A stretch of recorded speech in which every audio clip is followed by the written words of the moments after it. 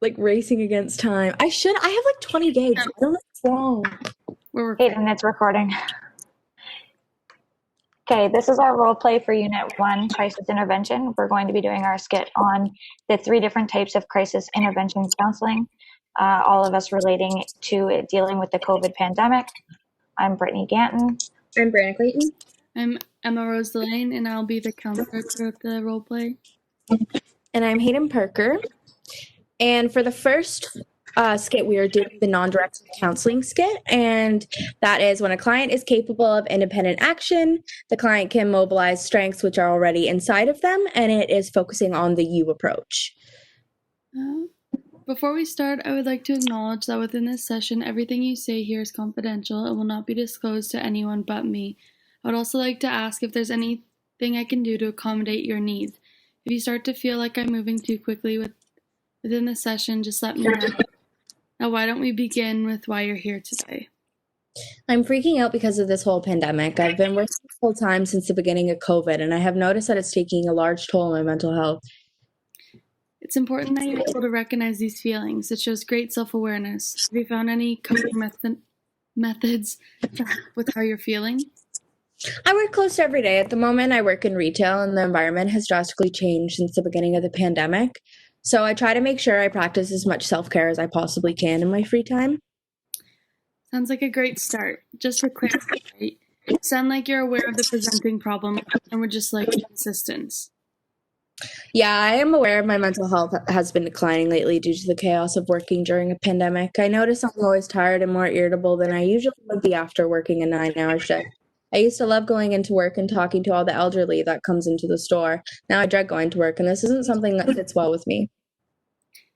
It must be hard now that you've lost your passion for your job. It seems like you have an idea of what is causing your distress. I want to ask if you've tried any other coping methods. If you have, what has worked for you? Tell me more. I think going for bike rides and walks alone has helped me clear my head a lot. I wanted to come into the session with a clear mind, so I actually went for a short bike ride before arriving. This seems to work for me so far. Sounds like it's working for you, Hayden.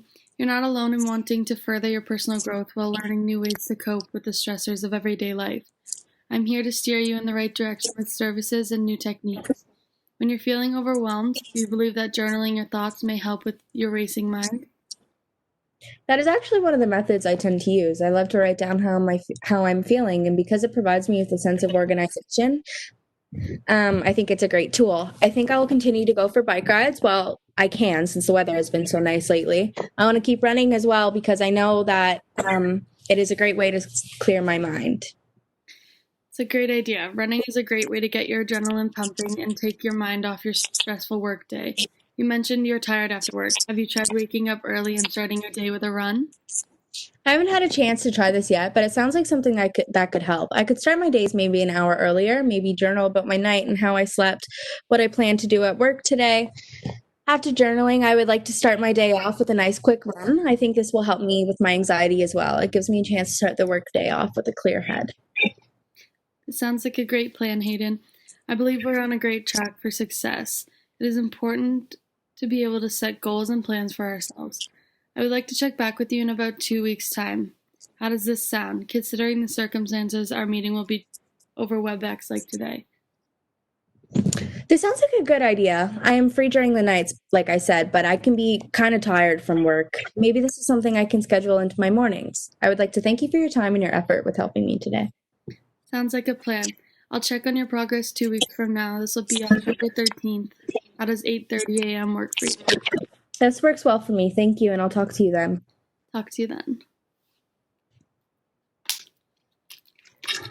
So the next type of skit that we're going to do is to show what collaborative counseling looks like. That would be forging a partnership with the client when the client is not functioning well, and it focuses on the we approach. Good morning. Before we start, I'd like to acknowledge that within this session, everything you say here is confidential and will not be disclosed to anyone but me. Why don't we start with what brought you here for your appointment today? Well, I kind of just feel like I have a lot on my plate right now, but this whole COVID pandemic has been making things extremely hard for me, and I'm just not sure how I'm supposed to handle everything going on. Mentally, I feel drained, and I just don't know what to do to help myself. I kind of just feel hopeless, defeated, and a little bit isolated right now. It sounds like things have been stressful for you, and that's very understandable during these uncertain times. Do you have anything that you've been doing to help you de-stress? Not really, and I don't really know what I can do to help me mentally right now. I have 2 kids under 2. My husband works a lot. I'm taking 3 college courses. I just have so much on my plate, and I need some help to figure out how I can manage everything. That does sound like a lot on your plate. Let's figure out some helpful tools to help you deal with these stressful times. Do you have any help or anyone that's able to give you a break when needed? Well, my husband is very good when he's home. We do work great as a team, and he's always willing to give me a break if I ask. I guess I could ask my mom or my mother-in-law to give me a hand. I just feel like I should be able to handle these things on my own. I kind of feel like I'm failing. Moms need a break too. You can't give from an empty cup. It sounds like you have some great support if you reach out and ask for it. Would this be something you're open to? You know what? I think that's a good idea, and I think you're right. I am feeling kind of empty lately. I just want to be the best I can for myself and my family. I'm going to speak to my mom and my mother-in-law to see if they can give me a hand, so I'm able to have some time for myself. I think that's a great idea.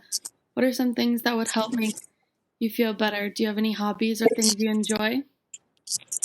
I think I'd really love just to get out and have some time for myself, maybe meet up with some friends, grab a cup of coffee, and catch up. Just have adult conversations. I like to get outside, going for walks. I do find that really relaxing. Well, it seems like we've come up with some great ideas. Why don't you reach out to your mom or mother-in-law to help you out and give yourself a break? Why don't we make a meeting in 2 weeks again and see how you're doing? We can meet October 11th at 4 p.m. Does that work for you? Thanks. I think that's a great idea. And yeah, it does. I'll talk to you then. Talk to you then. Okay, so now we are going to be demonstrating directed counseling. So this is when the client has been assessed as too immobile to cope. When the worker defines the problem and searches for the alternatives, they instruct, lead, and guide, and they use the I approach. Good morning, Brianna. I just wanted to start the session off by letting you know that everything we speak about today will remain confidential between you and I. If you have any questions along the way, please let me know. Now, why don't we start with discussing why you came here today? I'm really struggling with being home constantly during this pandemic. I'm not sleeping or eating. I'm having constant panic attacks and so depressed I can't seem to get myself out of bed. Without the normal routine of my life, I've shut down completely, and it feels like my entire world is hitting right in front of me. I just feel like I can't do this anymore. I can appreciate the way that you're feeling right now, being in routine and trying to adapt to this way of life. I would like you to start by getting out of bed each morning and doing something small, such as making your bed or having a shower. Starting somewhere small like this will allow you to start a routine without even noticing. I'm not sure I can even do that. I'm so tired all the time that even doing these kind of tasks doesn't seem feasible to me. I just feel really fragile and helpless. I understand where you're coming from. With doing this one small task each morning, I would like you to also watch or listen to a guided meditation or something like YouTube or the mindfulness app on your smartphone.